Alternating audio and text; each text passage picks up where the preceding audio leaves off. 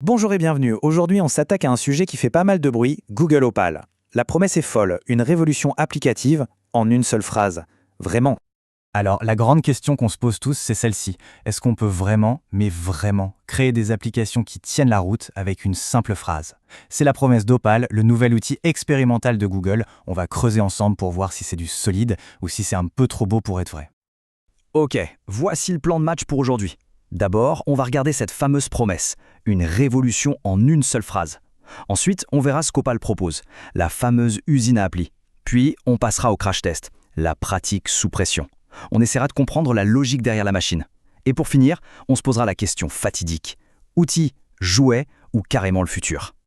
Allez, on attaque tout de suite avec le premier point. C'est quoi, au fond, cette fameuse révolution en une phrase? Quelle est vraiment la promesse fondamentale de Google Opal? Eh bien, tout tient dans cette citation qui résume parfaitement l'idée. La promesse d'Opal, c'est de pouvoir créer des mini-applications juste comme ça, en une seule phrase et en quelques secondes. C'est radicalement simple. On écrit une phrase et hop, on a une appli. C'est ça, l'idée de base. Bon, maintenant qu'on a saisi le concept, voyons ce qui se cache sous le capot. C'est quoi cette usine à appli? On va jeter un œil aux fonctionnalités qui rendent cette promesse si alléchante. Alors, cette approche porte un nom un peu cool, le vibe coding. L'idée, c'est de ne plus coder au sens traditionnel, mais de simplement décrire l'ambiance, la vibe ou la fonction qu'on veut. C'est une manière de rendre la création d'appli accessible à tout le monde, même sans aucune connaissance technique. Et concrètement, ça se passe comment? C'est aussi simple que ça en l'air. 1. On écrit une instruction, un prompt. 2. L'IA se charge de tout le boulot et construit le workflow. Et 3. On utilise sa nouvelle appli, tout simplement. En théorie, c'est un parcours en 3 étapes ultra fluide. Et les points forts. Alors, d'abord, c'est gratuit. Bon, il faut un VPN si on n'est pas aux États-Unis, mais quand même. L'interface est pensée pour les débutants, pas besoin de code.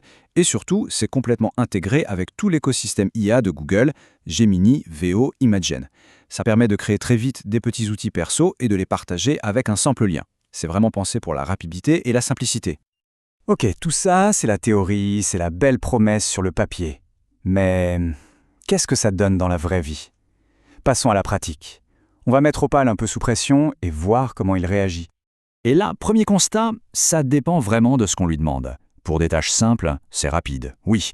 Mais dès qu'on essaie de créer un truc un peu plus complexe, comme un jeu basé sur l'IA, ça peut prendre plus de 30 minutes. Et ça, c'est quand ça ne plante pas en cours de route. Ce décalage entre ce qu'on attend et ce qu'on obtient, il est particulièrement visible sur la génération de médias. Par exemple, on lui demande une vidéo de pub pro pour un produit. Ce qu'on obtient, un clip de 8 secondes, de mauvaise qualité, et qui parfois ne montre même pas le bon produit. Pareil pour une miniature YouTube. On veut un truc qui claque, qui donne envie de cliquer. Résultat, une image basse résolution avec du texte tout déformé et lisible. Et ça, c'est un sentiment qui revient souvent dans les tests. Comme le dit cette citation, le résultat n'est pas exploitable, la qualité est mauvaise. Pour un usage professionnel, pour l'instant, c'est clair, le produit final est souvent inutilisable tel qu'est. Alors, la question c'est pourquoi ce grand écart? Pourquoi ça ne marche pas toujours comme prévu?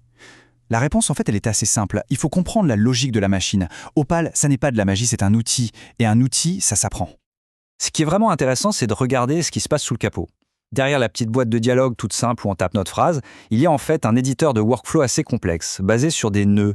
C'est un peu comme si on voyait la carte mentale du raisonnement de l'IA, avec toutes les étapes qu'elle suit. Et pour que ça marche, il faut que cette suite d'étapes soit logique. Prenons un exemple très concret. Si on demande à Opal « résume cette vidéo YouTube » sans plus de précision, l'IA va essayer de le faire directement. Et elle va probablement halluciner, inventer le contenu. Pourquoi? Parce qu'on ne lui a pas dit d'aller chercher l'info d'abord. La bonne logique, c'est 1. Va sur le web pour trouver la vidéo, et 2. Seulement après, résume-la. La qualité du résultat final dépend entièrement de la logique de ce workflow. Et ça nous amène à une conclusion super importante, bien résumée ici. L'IA, c'est un copilote. Ce n'est pas un remplaçant. L'expertise métier, l'expertise humaine reste absolument indispensable pour guider l'outil et s'assurer que la logique qu'il suit est la bonne. Bon, on a vu la promesse, on a vu la réalité, on a compris la logique. Il est temps de faire le bilan. Alors, ce fameux verdict, Google Opal, c'est un outil, un simple jouet ou une vision du futur? Si on devait résumer ses capacités aujourd'hui, ça donnerait à peu près ça. Pour créer des petits utilitaires simples et personnels, c'est top. Pour faire du prototypage rapide, pour tester une idée, c'est même génial.